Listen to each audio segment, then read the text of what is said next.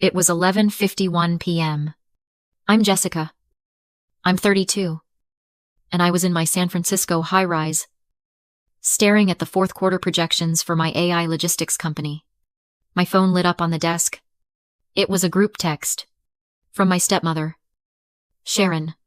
Her message read, "Jessica, after a long discussion, your father and I feel it's best if you're no longer involved in the family business. Your intensity is complicated." A beat of silence.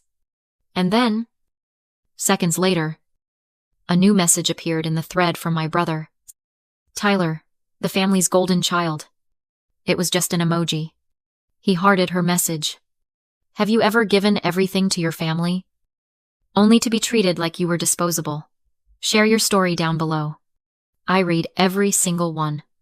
I didn't cry. I didn't text back. Why, I just stared at the glowing emoji from my brother. My anger wasn't hot. It was cold. It was clinical. I opened my laptop. My family thinks I do IT support. A cute little remote job that keeps me busy. What I actually do is run Apex Solutions, a multi-million-dollar AI logistics company I built from nothing. I logged into the secure admin panel. I navigated to the client portal for Silver Oak Family Vineyards. There it was. The custom logistics algorithm. My algorithm. The one I built from scratch. The one that was single-handedly managing their entire operation. It flagged fermentation temperatures, managed their inventory, and processed every single distributor sale. I clicked one button. Revoke license. Effective, immediately. A confirmation box popped up. I clicked confirm. At 12:03 a.m. Just 12 minutes after my stepmother kicked me out of the family, the entire digital infrastructure of the Silver Oak Winery went dark. Now, let me tell you why. For the last 3 years, I have been this family's silent banker. The winery, my father Richard's legacy, has been failing for 5. I have been secretly covering their operational debts with what my father called loans. $150,000. To be exact.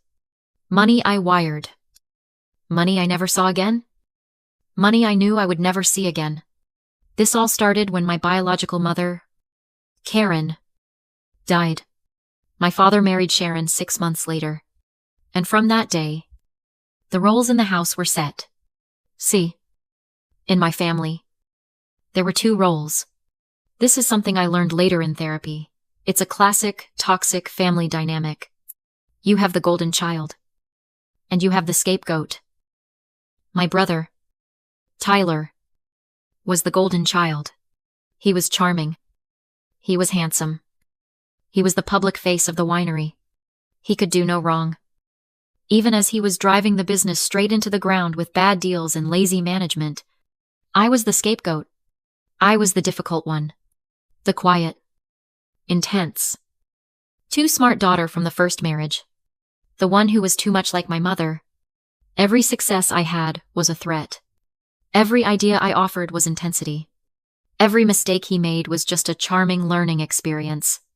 For 20 years, I had been the family's designated failure. But the truth is, I was the only one holding it all together. And I had just let go. You're probably asking, why? Jessica, why did you keep helping them? Why pay $150,000 for people who clearly didn't respect you? That's the hard part. That's the part I've spent years unpacking.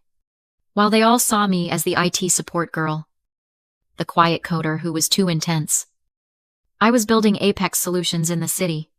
I built it from nothing. I built it on the coding principles my real mother, Karen, taught me before she died. She was a brilliant programmer in the 90s. A woman in a man's world. And she taught me that code wasn't just numbers. It was a language. It was logic. And logic, she said, would always expose a lie. I was successful. More successful than my father, with his failing winery, could ever imagine. But I kept it quiet. Because the winery That was his dream. And I thought if I could just fix it, if I could use my skills and my money to secretly prop it up, if I could just save his legacy, then maybe, finally, he would see me. Maybe I could finally earn my place at the table. Not as the scapegoat, just as his daughter. But here's the truth about that kind of thinking. It's a psychological dynamic. It's called the trap of the capable child. In a dysfunctional family, the most competent child is often punished for their competence. You're not seen as a person, you're seen as a fixer. Because you can solve the problem, you can pay the bill. You can write the code. You can handle the crisis. You feel an obligation that you must. And the family enables this. They don't just let you, they expect it. They transform you from a daughter into a resource, a utility, a function. You're not Jessica. You're the one who handles the tech. You're the one with the stable job. Your help isn't received as a gift, it's collected as a tax. For 3 years, I wasn't just a daughter. I was a resource. I was a line item on their broken budget. And that night, at 11:51 p.m., that resource had just declared itself bankrupt. The sun came up. I hadn't slept. I just watched the fog roll over the San Francisco Bay. My laptop open. The screen dark. At 6:01 a.m., my phone exploded. It was exactly what you'd expect. Not a single, "Are you okay?" or "What's going on?" or "I'm so sorry." No. It was just rage. The first texts were from my brother, Tyler. A stream of blue bubble panic. "What did you do to the system? The investor reports are all gone. All of them. This is petty. Jess, you're sabotaging us right before the investor gala. Dad is furious." And then, the classic "you're overreacting. Mom didn't mean it that way." I stared at that last one. That way. As if there was any other way to interpret being kicked out of your own family. They weren't shocked by what they'd done. They were just shocked that I'd finally stopped playing along. Then came the email from my father. "Richard." The subject line was just immediately. "I don't know what game you're playing, Jessica, but you have created an operational nightmare. You've jeopardized this entire family. You've jeopardized the gala. You need to turn the system back on and call us immediately to discuss your behavior." That was it. That was the moment. The last little flickering ember of the daughter in me went cold. This wasn't a family dispute anymore. This was a business problem. And I am very, very good at solving business problems. I picked up my phone. I didn't call them. My first call was to my old college roommate, Danielle. She's now one of the top forensic accountants in the state. She picked up on the second ring. "Jess, it's early." "Danielle," I said. My voice, perfectly level. "I need you to look at some wire transfers. $150,000 worth. Going from my personal accounts to Silver Oak Vineyards over the last 3 years." There was a pause. "Okay," she said. "All business. Send me the statements." My second call was to Brian, my chief operating officer at Apex. "Brian, clear your schedule for Thursday night." "The gala?" he asked. "The gala," I said. "Apex Solutions is a primary sponsor. My family just cashed our check last week. They just never bothered to read the name on it. I want you, me, and a full tech and legal team there. I want a presentation ready." "What's the presentation? I'll be sending you the files," I said. My final act was to walk to my mother's old desk, the one I kept in my home office. It was a beautiful, dark mahogany. I pulled out an antique, leather-bound book, a treatise on viticulture. I opened the cover. Tucked inside a cutout in the pages was a small, encrypted hard drive. My mother, Karen, had given it to me before she died. "If you ever need to protect your work, Jessica," she'd said, her voice weak, but her eyes sharp, "the truth is always in the source. I slipped the drive into my pocket. It was time to find the truth. Danielle met me at my office. Not my official Apex headquarters, but a small, private workspace I keep under a different name. I didn't say hello. I just placed the encrypted hard drive on the table between us. It was a heavy, old-fashioned external drive, brushed aluminum, and looked like a relic. My mother, Karen, left this for me, I said. It's been in an old viticulture manual for the last 10 years.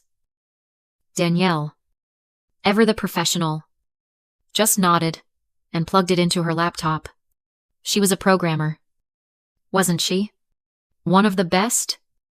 I said. The drive whirred to life. It was heavily encrypted. It took me almost 20 minutes to bypass the security I'd watched my mother build when I was a kid. The first folder we opened was labeled Source. Inside, a single file. My algorithm. Not the version I'd given the winery, but the original build, the one I'd written 6 years ago. Every line of code was there, and every line was time-stamped. Danielle let out a low whistle. Well, that's it. This is your intellectual property. Locked in digital stone. Dated 6 years ago. You own the code. Clean. Simple. That's not what I'm looking for, I said. Look in the archive. She clicked on a second folder. This one labeled Logs. My mother, paranoid about my father's bad business practices even then, had set up a mirror. She'd been backing up the winery's server logs for years. Danielle's eyes narrowed. She started clicking, opening files, her fingers flying across the keyboard. The logs showed all the activity on the winery's server, all the sales, all the distributor reports. Okay, Danielle said, her voice tight. I see your algorithm, running the sales. But what's this? There's an outgoing data packet, a transfer, and another, and another. These aren't wine sales. Jessica. She traced the packets. They're going to... Hold on. Stone Creek Vineyards. And... Rutherford Hill. And... Oak Valley Estates. My blood went cold. Those are our biggest competitors in Napa. Jessica, she said, turning to face me. He didn't just use your code. She pulled up the corresponding invoices from a hidden subfolder. My brother, Tyler, my father's golden child, hadn't just used my algorithm to keep the family business afloat. He had rebranded it, put his own name on it. And for the last 2 years, he had been illegally selling the license to at least 3 of their top competitors. I just stared at the screen. The transaction logs. The bank transfers into Tyler's personal, offshore account. This wasn't a family misunderstanding. This wasn't about being ungrateful. This was intellectual property theft. A federal crime. My mother had known. She hadn't just left me a shield. She had left me a sword. And I finally understood how to use it. The night of the wine launch and investor gala at the Silver Oak Winery, the place was transformed. Chandeliers dripped from the rafters of the main barrel room. String music drifted over the quiet murmur of black tie investors. My father, Richard, was on a small stage, a glass of his new Cabernet in hand. Schmutzing. My brother, Tyler, was working the room. The golden child in his element. All teeth and charm. I arrived. Not in my usual IT support jeans, but in a sharp, dark blazer with a small, discreet pin on the lapel, the Apex Solutions logo. My COO, Brian, was at my side, carrying a laptop bag. My father saw me first. His face darkened. He put down his wine glass and strode over, grabbing my elbow. Jessica, this is highly inappropriate. I don't know what you think you're doing, but we can talk about your little tantrum later. You're making a scene. I haven't said a word. Dad, I said, my voice quiet. Tyler spotted us and hurried over. Putting on his fixer smile, he put a hand on my shoulder. Patronizing. Dad. It's fine. He turned to my COO, extending a hand. Brian, good to see you. So glad Apex Solutions could make it. We really appreciate the sponsorship. My sister, Jessica, does some IT work for us. You know, she's just passionate. Brian just smiled. A thin, cold smile that didn't reach his eyes. He didn't take Tyler's hand. She does a little more than that, Brian said evenly. On stage, my father retook the microphone to a smattering of applause. And finally, he boomed. A special thanks to our primary sponsor for this evening. A true innovator in the tech space. Apex Solutions. This was my cue. I walked past my father, past my brother, and stepped up onto the stage. I took the microphone from his hand. The room went silent. The string music stopped. Thank you, Dad, I said. My voice was amplified, cutting through the entire room. I'm Jessica, founder and CEO of Apex Solutions. You could have heard a pin drop. I saw my stepmother, Sharon, freeze, her glass halfway to her mouth. My father's smile was frozen on his face. A mask of confusion. Tyler. His face went white. I looked at Brian, who was standing by the main projector. I nodded. The screen behind me, which had been showing a looping video of rolling vineyards, flickered. Then it changed. On the left side of the screen, a block of text. Source code. Property of Jessica. Last name. Timestamp, 2018. On the right side, rebranded code. Property of Vintelligence. Sold by Tyler. Last name. 2022. They were side by side. My code. His stolen, rebranded version. Then the screen changed again. Transaction logs.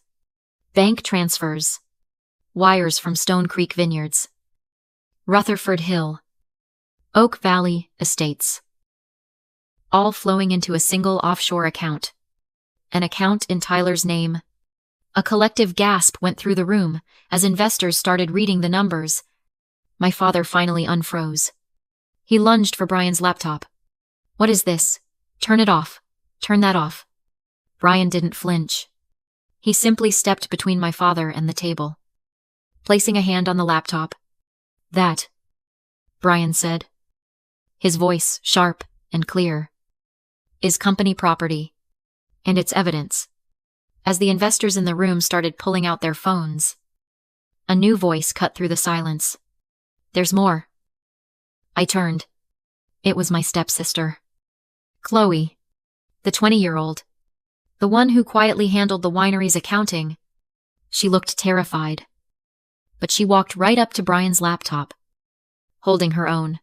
I found this, she said, plugging it in. The projector screen changed again. This time, it wasn't my code. It was a government document. A $100,000 agricultural grant application for water conservation. My father, Richard, had faked the water usage reports to get the grant. And on the screen, Chloe projected the corresponding bank statement. The entire $100,000 wasn't in the winery's account. It was sitting in a personal, offshore account, an account in my father's name. It was the same $100,000 he had frantically offered me in a phone call just that morning, trying to bribe me to make this all go away. That was the final blow. My brother was a thief. My father was a fraud. My father didn't lunge this time. He just deflated. The patriarch, the man who had terrified me my entire life, just stared at the screen. Tyler was shaking his head, muttering, No. No. No. Security. hired by Brian, for exactly this possibility. Stepped forward.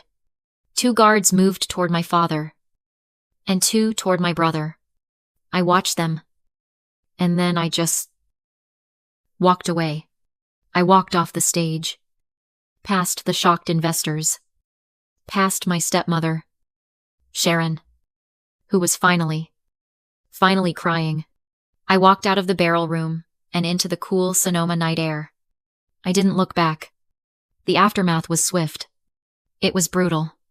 It was exactly what logic dictated, with evidence of federal IP theft and grant fraud. The investors didn't just pull out, they sued. The winery collapsed into foreclosure within a month. Tyler and Richard faced multiple federal charges. My company, Apex Solutions, in a final, key-it move, acquired the winery's physical assets from the bank for pennies on the dollar. Not for my father's legacy, but to save the jobs of the vineyard workers, the people who had done nothing wrong. We gutted the old brand and rebuilt it under a new name. As I walked out of that gala, leaving my family to face the world they had built, I felt quiet. For years, I thought cutting ties with family was an act of anger, a violent, explosive, hateful thing. But it's not. I've learned it's an act of profound self-preservation. It's the moment you finally, stop setting yourself on fire just to keep other people warm. It isn't about losing a family. It's about finding yourself. For anyone who has ever had to make that impossible choice, know that your peace is worth more than their poison. Protect your work. Protect your future. And if this story helped you, share it with someone who needs to hear it.